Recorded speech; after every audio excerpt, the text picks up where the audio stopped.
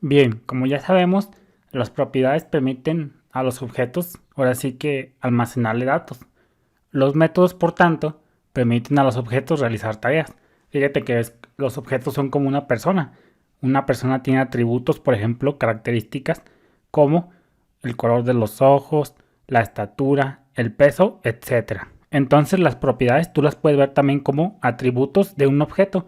Un objeto, por ejemplo, pues tiene muchos atributos. Por ejemplo, si estamos hablando de mesas, tiene, por ejemplo, el color, la altura, tiene, por ejemplo, el color, etcétera.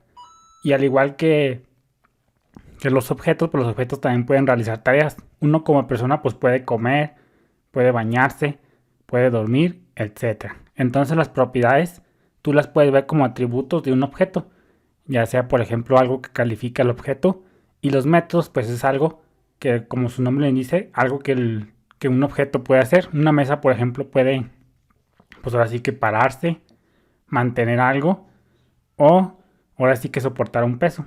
Entonces los métodos puedes ver como acciones de un objeto. Y aquí por eso se llama programación orientada a objetos, porque los objetos básicamente son objetos como si fueran del mundo real. Los objetos de programación casi siempre son objetos de la vida real, ya sea tangibles o intangibles. Eso por un lado.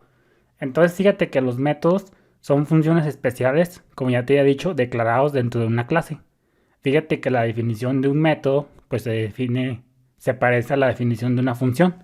Es decir, fíjate, vamos a ponerle function, vamos a ponerle get información producto.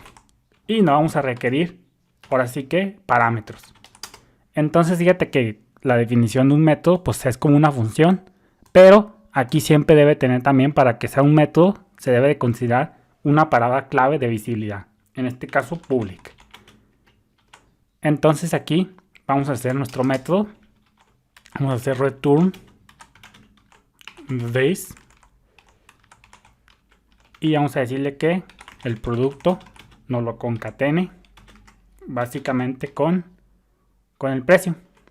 Porque como su nombre le indica, vamos a ver la información del producto. Entonces los métodos deben declararse en el cuerpo de una clase, ya lo estamos haciendo. Y estos aceptan una palabra clave de visibilidad. Fíjate que al igual que las propiedades, los métodos pueden ser declarados públicos, protegidos o privados. Aquí lo pusimos como público. Fíjate que al declarar un método como público, este puede ser invocado desde fuera del objeto actual, fuera de la clase en sí, como pasa con una propiedad. Las palabras claves de visibilidad tanto para propiedades como para métodos funcionan de la misma manera.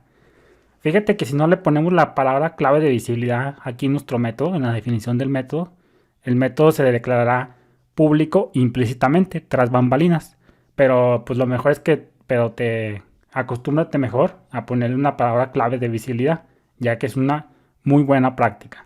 Aparte, la norma de estilo de codificación PSR 12 exige que se declare la palabra de visibilidad de todos los métodos. Entonces acostúmbrate a ponerle public, protected o private. Siempre acostúmbrate. Fíjate que para llamar a un método, pues lo vamos a hacer utilizando una variable de objeto, obviamente, junto con el operador de objeto y el nombre del método en sí. Obviamente debes utilizar paréntesis en la llamada al método, como lo harías como cuando estás llamando una función de toda la vida. Fíjate que vamos a hacer este pequeño ejemplito. Vamos a ponerle producto 1 va a ser igual a new producto. Aquí ya tenemos un objeto producto con valores por defecto, con estas propiedades por defecto. Entonces vamos a darle un estado diferente que no sea el estado por defecto. Cuando yo digo estado de un objeto, puedes verlo como el conjunto de propiedades con un valor en cierto momento del código.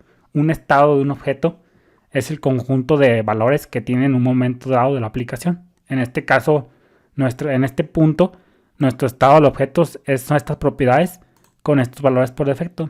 Entonces, un estado de objeto es el conjunto de valores que tiene sus propiedades en un momento dado. En este punto, nosotros lo tenemos en un estado por defecto. Entonces ahora vamos a darle un estado personalizado, se pudiera decir. Vamos a decirle que Suavitel. Vamos a darle otro estado. Vamos a darle producto 1. Nombre fabricante, vamos a ponerle Juan Pérez, lo típico aquí en México. Juan Pérez es el nombre tradicional. Si tú no tienes un Juan Pérez en tu base de datos, pues ahora sí que no tuviste barrio. Juan Pérez. Vamos a ponerle producto 1. Nos falta el precio. Vamos a ponerle que valga 23 pesitos con 99.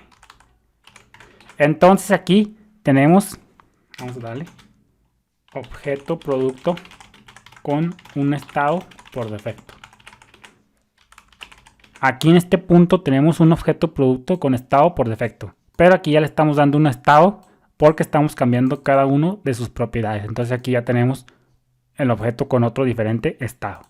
Y fíjate que vamos a llamar nuestro método, vamos a hacer un echo y vamos a ponerle producto 1. Y fíjate que aquí, como te dije, se usa el operador de objeto para llamar a un método.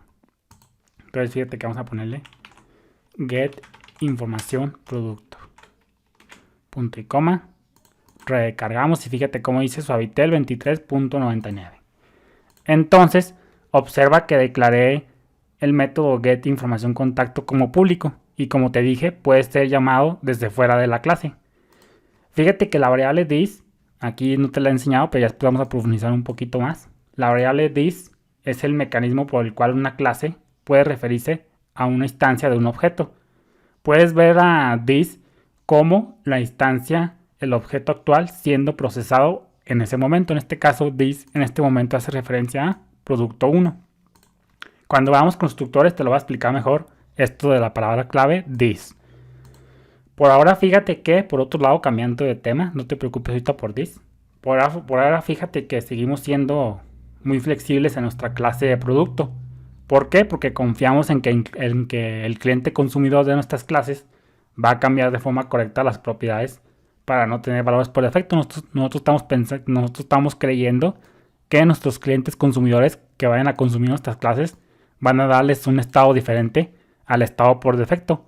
Cosa que puede que no sea porque pues a veces los programadores son muy flojos o no se dan cuenta de la documentación y pueden que no hagan esto y siempre el objeto que creen vaya a tener un estado por defecto. Pero fíjate que, como te digo, lo cierto es que no tenemos seguridad de que un objeto producto vaya a reemplazar los valores por defecto cuando se crea. Porque puede que lo creen, pero puede que nunca le den un estado diferente al estado por defecto. Entonces aquí ya necesitamos lo que son los famosos métodos constructores. Fíjate que un constructor es un método, se puede decir, especial, que es llamado automáticamente cuando un objeto es instanciado con el operador new, es decir, como aquí. Con un constructor vamos a poder asegurarnos de que cuando se crea un objeto, en este caso producto, vaya a tener un estado concreto. ¿Por qué? Porque cuando lo vayan a crear le vamos a exigir que nos dé ciertos valores para cada una de las propiedades. Y con esto nos vamos a asegurar que nuestros objetos van a tener un estado bien definido al momento de que se crean. Pero eso los constructores lo vamos a ver para el siguiente video. Te habló Daniel desde el estado de Zacatecas, acá en México. Bendiciones.